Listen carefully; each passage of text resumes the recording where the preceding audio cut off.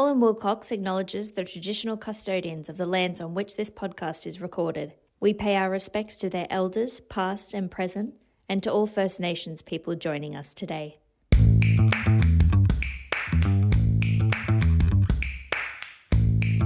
Hello and welcome to the latest episode in our Building Better Boards and Leaders podcast, where we examine the key issues facing boards and executive leaders. I'm Susie Lease, Corporate and Commercial Partner and co-lead of our Beyond Compliance initiative and co-host of this podcast. Today we're going to look at boards behaving badly.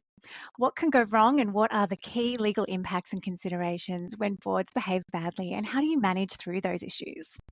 There's so much to unpack here, and certainly a range of behaviour that I see in practice as a lawyer and a corporate governance specialist, and also around the boardroom table as a director, from best practice corporate governance and excellent leadership in boardrooms to the imperfect but well-intentioned boards that perhaps played a little more risky, to the downright non-compliant and unacceptable board conduct that leads to board cleanouts and conflicts, and even corporate governance and regulatory reviews and potential reputational damage.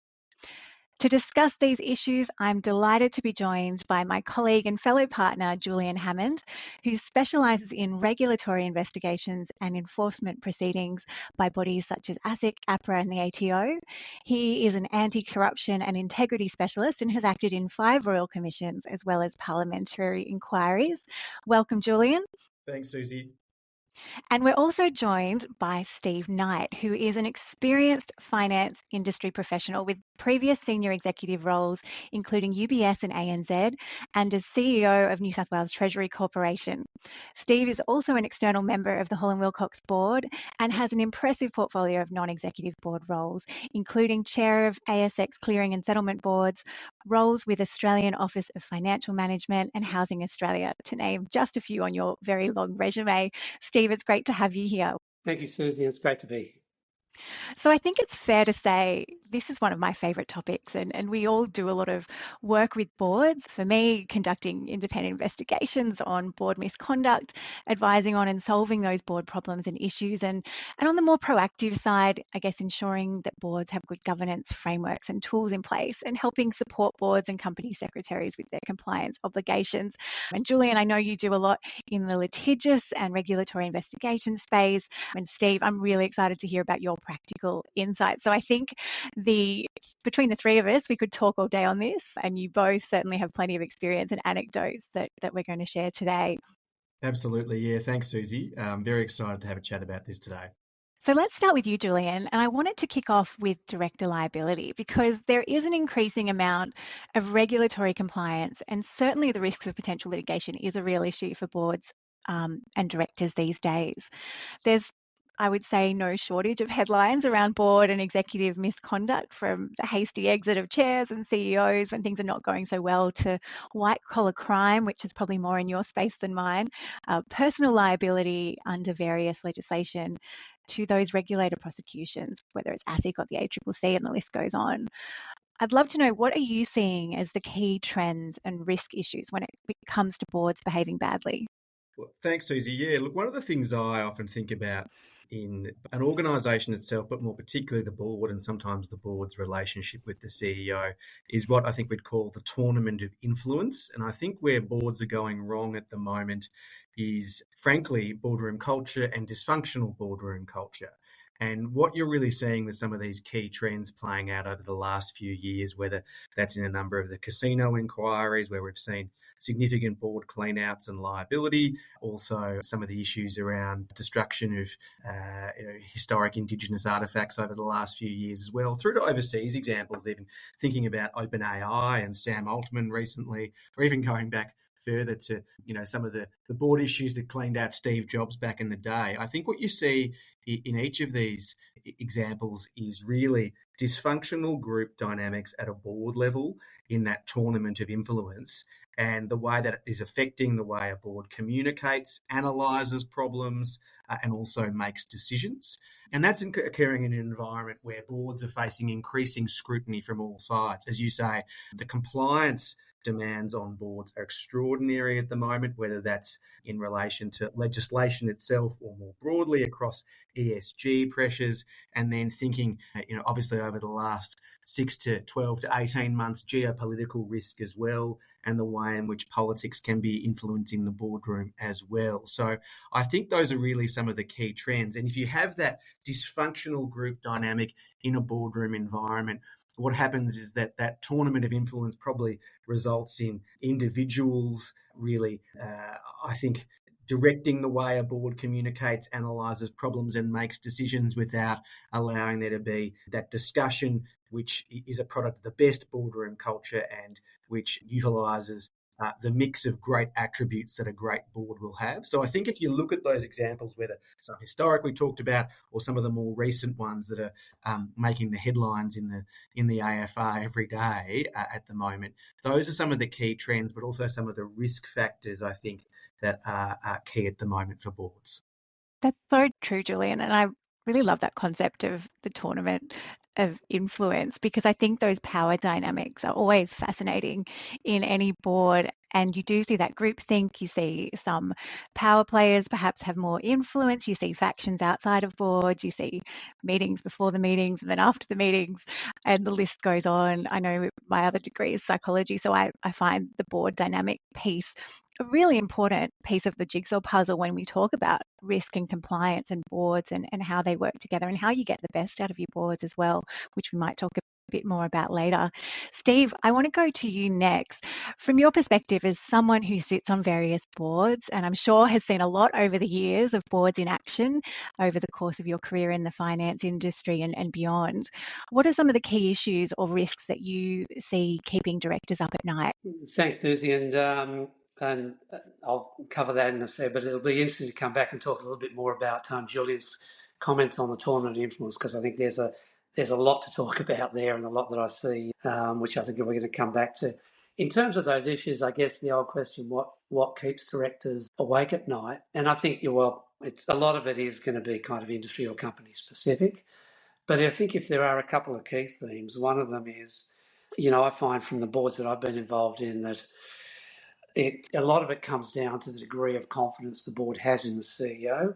It's a tried old saying that the most important decisions that a board makes is hiring and firing a CEO, but it's not far from the truth, because essentially, you've got to consider what the boards are there to do and what the CEO is there to do. So if a board has confidence that the CEO is both capable, competent, and is also communicating well, then generally I'll find boards won't spend a lot of time lying awake at night worrying about operational matters. They'll worry about environment, external factors, other sort of things that could come and impact the company from left field. And I guess the common theme there, and the thing that all boards I'm seeing are spending a lot of time talking about, trying to get their heads around, is cyber risk and the various impacts of cyber risk. So, and this is, I guess, a case of having seen some of the high-profile problems that occur when a company is hit by a cyber attack, how they react to it. Once it plays out in the media, they lose control of their own narrative. So a lot of boards are spending a lot of time not only really kind of kicking the tyres and questioning across the organisation the degree to which their cyber threat security is as good as it can be, but also workshopping how they respond to a cyber event, what they do as a board, what management do. So I think that's probably what I see at the moment, the most common top of boards' minds in terms of the sort of risks, in addition to whatever their specific company or industry issues are. Oh, I'd 100% agree with that. It's certainly something that we see in our privacy and our cybersecurity teams as well. We're dealing with some of those notifiable data breaches, and it's such an incredible crisis management type process and a risk issue that boards really have to be ahead of the game on. So I completely agree with those comments. And I'm going to come back to the board and the CEO relationship in a minute, because I think that's a fascinating dynamic that we should talk about more for sure. Okay, so moving on to, I guess, some lessons for our listeners. I always find cases in this area and our practical experience in terms of learning the lessons of what not to do from other boards and directors can be really valuable. Can you give us some example, each of you, and I'll go to Julian first, no names, of course, on what you've seen where directors get it wrong, perhaps in the media where directors or executives have behaved badly and paid that ultimate price, and what lessons can people take away from those case studies? Look, thanks, Susie, for that question. Look, it's a really good question about when we see directors get it wrong. And I think some of the key examples over the most recent period of time is that in these case studies, it is really an issue of really setting a tone of a cultural framework. The board and the chair are the custodians of the company. As Steve said earlier, the most important choice that they will make is the hiring and firing of the CEO. But effectively, really what they are is the custodians of the company. And when we're advising companies, we talk a lot about the relationship with the general counsel, with the CEO, and again, that kind of tournament of influence there, as we talked about earlier. But where we see issues with boards is that boards sometimes make a mistake about the ethical tone and the boardroom culture that they themselves are setting.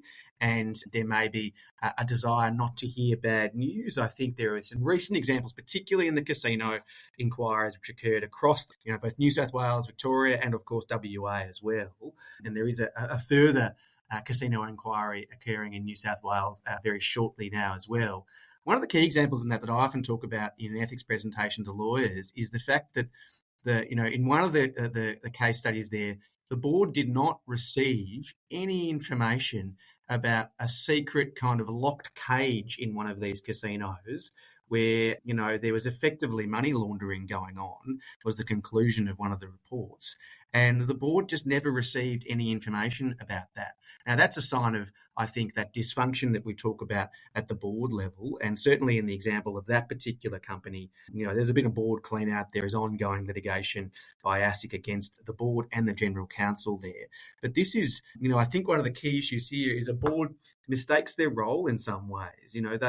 They need to understand as a board that you set the tone for an ethical culture in the company, and that is something which filters down to the CEO, and then obviously from the legal perspective, the relationship with the general counsel as well.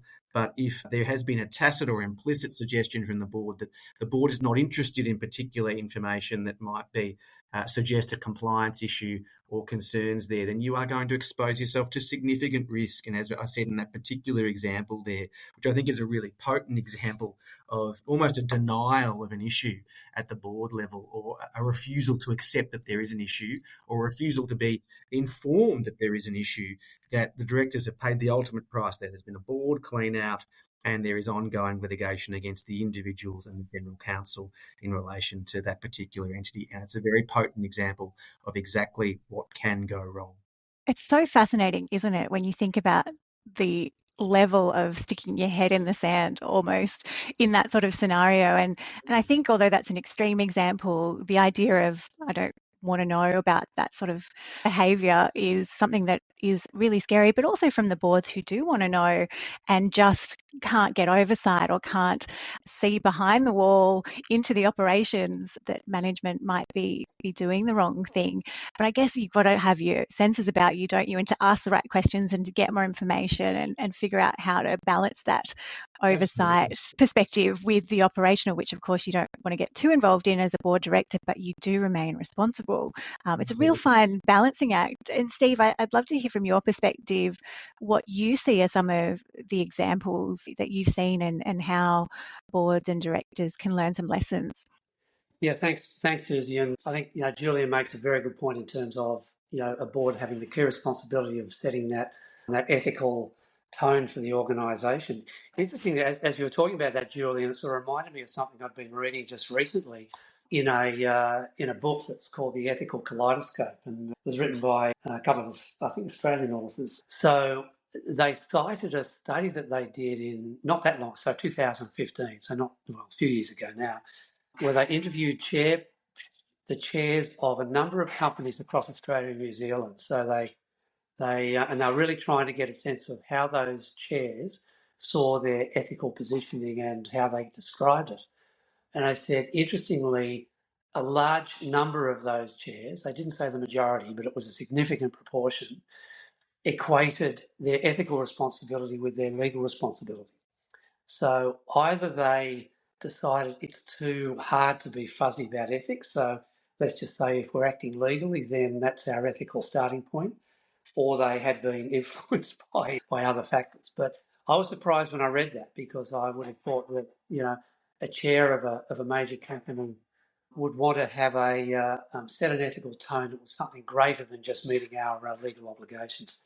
But just moving on from that, and this is fascinating. I mean, there's so many case studies and so many examples.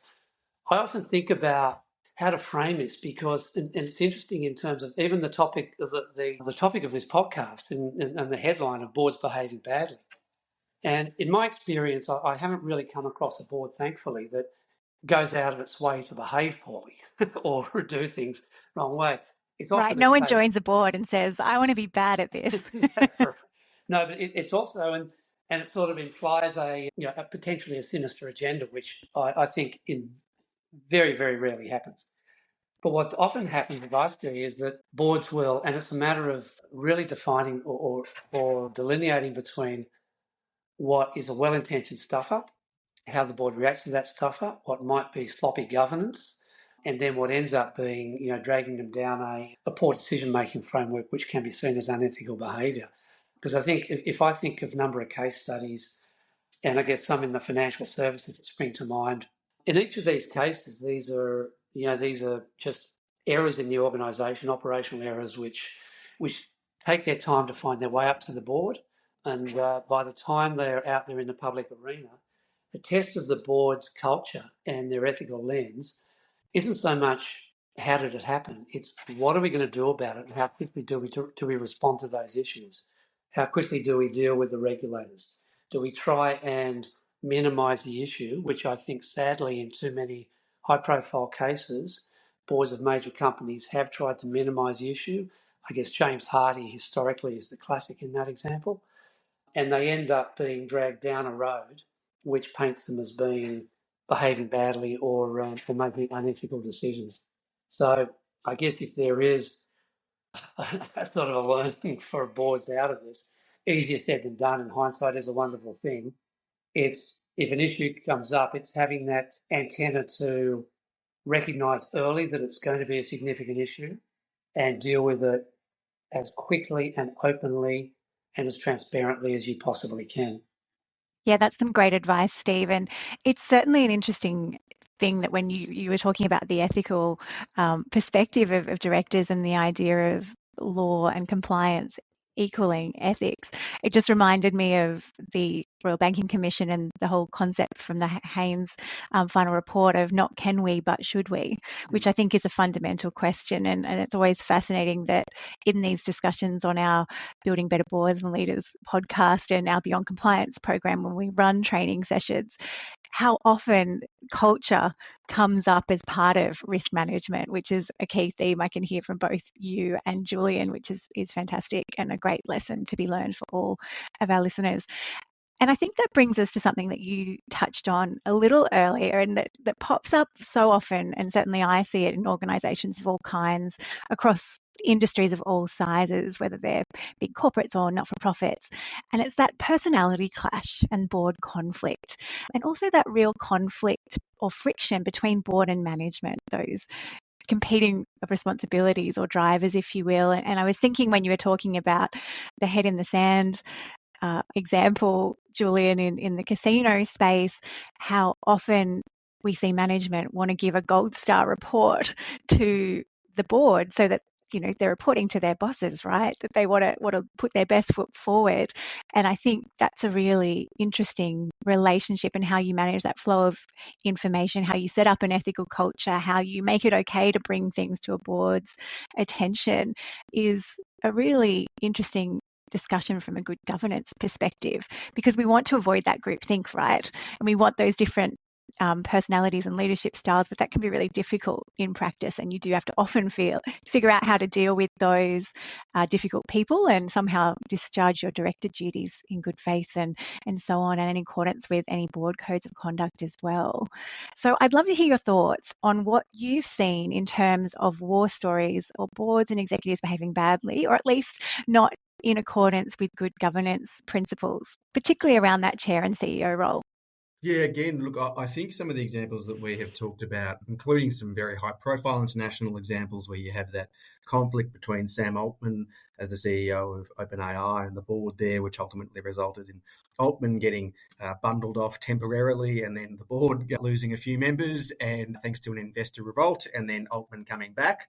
I think that these issues, as you say, they always come back to the board culture issue. And I think it's easy for us to sit here in the abstract and say, oh, you've got to set an ethical tone and an ethical culture. It's hard to look yourself in the mirror and I think face the animal is the term that is in relation to that. And I think that's really where I think for board culture and the relationship with the CEO and being able to interrogate properly what management is doing and ask the questions so you're not just getting the gold star report and giving it a tick, is really to get an independent expert advisor to look at the board culture and really give some conclusions as to whether it's functional or dysfunctional, what the relationship is with the CEO, and doing that as part of regular board reviews, looking at the patterns in your meeting behaviour and decision-making and communication, and really considering how that all filters into culture and performance. I mean, if we think of the OpenAI example from the reports that we've seen being a very high-profile company over the last 12 to 18 months, what is clear is that there was a potent mismatch there between what the boards saw as its role in terms of a custodian of, I think, altruistic AI versus what the management were undertaking as their tasks on the ground. And again, there was that sense that there was a clear disconnect there and there wasn't an understanding and there wasn't that alignment and mutuality between both the CEO and the board as to where they were going. That ultimately resulted in, as we said, Altman being dispensed with temporarily, an investor revolt because he's seen as the godfather of AI in some circles, and then being brought back with board members then themselves going after that. That is a clear example of where, I think if a board was functional in those circumstances, it would be seen as, there would be a clear dynamic between the board and the CEO, a collective pattern of thinking and communication, and an understanding of where the company should be heading on those critical issues, which are fundamental, I think, to the future of humanity in some ways as to how you use and develop and regulate AI. But obviously the disconnect was there, and it's a really clear, fascinating, high-profile example of that. That was such a great example as well of something that played out really publicly, but also from a board perspective. I looked on at that and thought, what are they doing? It was a real example of what not to do almost. Yeah, and knowing the difference, I suppose, is really important as to whether you've got someone who perhaps you've got a personality clash with versus someone who's actually a risk to the company, because they're two different things, right? And we talk about there's board conflict and then there's conflicts of interest, like they're different issues, and one are behavioral and the other is risk-based. So I think I'll come to my next question, which is how do you deal with those sort of people and how do you manage through these issues? But Steve, I want to go to you first, because I know you started us off as well with a comment about that key relationship between the chair and the CEO and board dynamics being so important and culture in the boardroom. Yep, absolutely. No, thanks, Susie. Someone made a comment to me a while ago, and I can't remember who it was, but they likened a board to a family in an outing in a car, where you've got the CEO in the driver's seat, you've got the chair in the passenger seat giving some directions here and there, and you've got the rest of the non-executive directors in the back seat. They're the kids going, are we there yet? And that's probably a little bit unfair. That's excellent. On the non-exec directors, but it's pretty accurate, perhaps, in some cases. But it sort of paints a picture, and where it resonated with me was that it really does kind of highlight that critical relationship is between the chair and the CEO. And it's not that the other directors are. But if it crashes, you all crash, right? Correct, that's right. So, and I've seen this, I've lived this, I've seen what good looks like, I've seen what not so good looks like. But firstly, it is, and it's probably trite to say it, but if there is a very good, strong, honest relationship between the chair and the CEO, then it makes life so much easier, both for the rest of the board and also for the rest of management. If that trust isn't there, then you start to you increase the likelihood that the boards only going to get the good news story. The messages are going to be filtered. And I reflected on this from my time when I was a CEO, and I was very fortunate that I had a good relationship with my board, and one where I felt there was no inhibitor and there was an encouragement for me to bring, the old adage, bring good news quickly, bring bad news even quicker. So I'd be very open in letting them know the good, the bad, and the ugly of what was going on in the organisation. And that was always met with the right sort of response. There was challenge, there was questioning, but there was support for that approach. So I lived that and experienced what that was like and how it felt as a CEO to have that confidence that you did have the backing of the board, that you could actually tell them things weren't going so well and they'd work constructively with you to try and work through the issues that you were dealing with. Then seeing that from the other side of the fence as a non-exec director, that dynamic is so important, and it's not just about the directors themselves trusting each other, and everybody brings different skills, perspectives to the table. So there needs to be an environment where all directors are encouraged to challenge and put their views forward without, the squeakiest wheels getting the most of the time. And I think it's equally important for the directors to feel there's that environment, but also more importantly, for there to be that relationship with management, not just the CEO, but for the senior leaders who are presenting to the boards and preparing the board papers that really form the basis of the discussion, that they feel that there is that sort of culture of confidence that they can tell the full story and not sugarcoat it. In some companies, that takes a lot of time to develop. Often it requires a sort of a change of CEO or a change of board members or a clean out if that has gone off the rails and isn't happening effectively. That relationship and that balance, I think, is so important. And the transparency piece you mentioned, I think that's actually really rare. And I know a lot of my CEO clients, their biggest bugbear is, the board's always at me, and they won't let me just get on with the job. But at the same time, it gives from the other side of the fence, it gives boards and directors so much comfort when they have a CEO who is transparent and will tell them the good, the bad, the ugly, because you get comfort from that no one's hiding anything. But you've got to, I think, create that culture where you don't have a blame game every time something comes to you, such that your executives and your CEOs feel like their head's on the chopping block. But accountability Absolutely. still has to be there as well.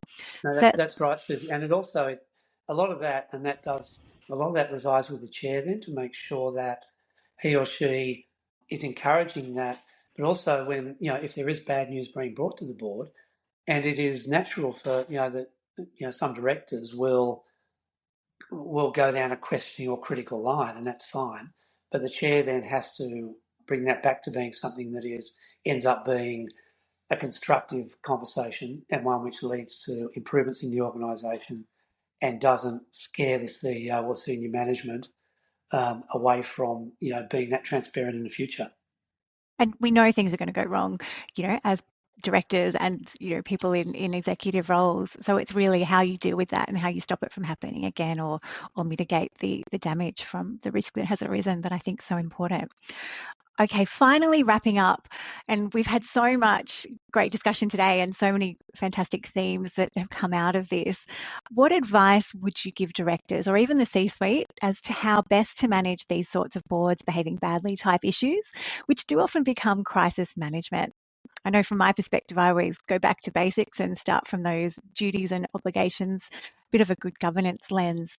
Interested in your thoughts. Julian, I might go to you first. Yeah, thanks, Susie. I agree with that. I think it is almost going back to, that initial starting point of duties and obligations, a good governance lens, getting a sense of, what the responsibility is for the board, so that there isn't an opportunity to perpetuate the functional behaviour that we have talked about today, and then conducting regular training reviews, to understand how directors work together, how they treat each other, how they relate to management. All those types of things are really about ensuring that you minimise the opportunity for dysfunction to creep into that culture, and that you're really continually shaping and reshaping the way a board will set priorities, make decisions and manage risk. And I think those are the key kind of issues and advice that I would give directors, is that this is something which is not set in stone. It needs to be continually trained and retrained across the board to make sure that, you are on top of, I think the increasing level of oversight, regulatory change, technology, as Steve talked about with cyber as well, and that you're drawing on the full range of views and experience of a board, and also examining your own culture. Whether you're actually proactively tapping into the wealth of expertise and experience on the board, and whether you're asking the right questions. So I think those are the key tips and advice that I would give. That's some great advice there, Julian. And I 100% agree. Asking the right questions can be key, particularly, I know I've seen board reports where they're all gold star reports and you're kind of getting all greens on the KPIs repeatedly every month, and you have to ask yourself, what am I not being told and what's not in there? Steve, what about you? What are your key tips for managing through these types of issues? Yeah, no, thanks, Susie. I think the one of the things that strikes me, a lot of what we've talked about today, quite rightly, is the dynamic of boards and how they can respond and deal with issues and problems when they arise. And really that's what makes or breaks a company often, in terms of how they deal with their issues and crises. And we've seen plenty of examples of where that's been done badly, and then you go down ethical rabbit holes and the rest.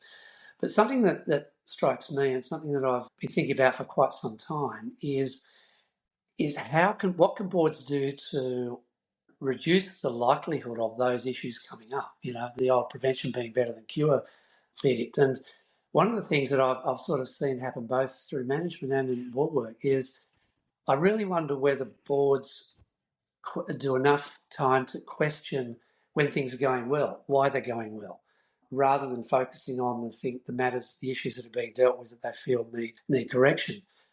And quite often, and maybe this kind of speaks to my background, having come through as a trader in financial markets through the 80s and 90s, but plenty and plenty of examples of rogue trader behaviour and other things where organisations are very, very happy to just see the profits growing until until something went wrong, and then everyone sort of scrambles and goes, well, why didn't we see this sooner? And a historical case study, it's an old one but a good one, which springs to mind, is the old AWA case I'm showing my age here, but this happened back in the 80s and ended up being a landmark case on directors and officers' responsibilities and director duties. But essentially, AWA, which was a kind of a smallish Australian company making wirelesses, had a 24-year-old employee who was running their treasury function and just trading foreign exchange, and ended up being the biggest corporate foreign exchange client, trading Australian dollars against other currencies in the marketplace, and reportedly making all these wonderful profits, until it was discovered that the bad trades were being hidden and not being reported, and ended up being significant losses for the organisation. And nobody questioned, when things were going well, why a company like AWA was trading so actively in foreign exchange. So management and the boards were just happy to accept the profits. And that's one example, but we've seen many, many other examples where organisations perhaps aren't asking enough tough questions when a particular line of business, or perhaps even a novel line of business for an entity, if it's continuing to grow and provide or contribute significant profits. Perhaps if there's a little bit more forensic analysis of what's going on there. Having said this, it's really hard for boards to do, because they're always conscious of the fact that they're questioning management, grilling them and asking them for more information on the issues that need remediation. And I think it's difficult for directors to really play the Grinch and say, yeah, you say this is going really well, but why is it going well? But I do think there is a common thread there, that in many of the cases where things have gone horribly off the rails for companies, it's because something that was seemingly going well for a long period of time was being sugarcoated. Such an important point. And I think we do often see that, where boards are so busy fighting fires because they're the biggest or the loudest or the noisiest risk issue in front of them, that they perhaps don't get to prioritise the strategic risks that they should be looking at, and to your point, asking the right questions and having that inquiring mind, and not just in the bad stuff, but also, well, why is that doing so well? There's a bit of an outlier there. I think that's a fantastic tip, and probably goes to that head in the sand point that Julian made earlier. We really do have to be across the activities of the organisation when we sit on these board roles, which is fantastic insights from you both today, and thank you so much for your time. I think, I know there's so much to talk about here, and I'm sure our listeners will take away lots of lessons from this discussion. Thank you everyone for listening today. As always, please get in touch with us if you have any questions. You can find our details on our website, which is hallandwilcox.com.au, or connect with us on LinkedIn. If you enjoyed today's episode, then rate, review, or follow our podcast wherever you get your podcasts. Thank you.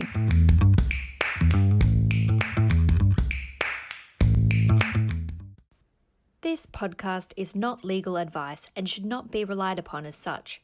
You should always obtain legal advice about your specific circumstances.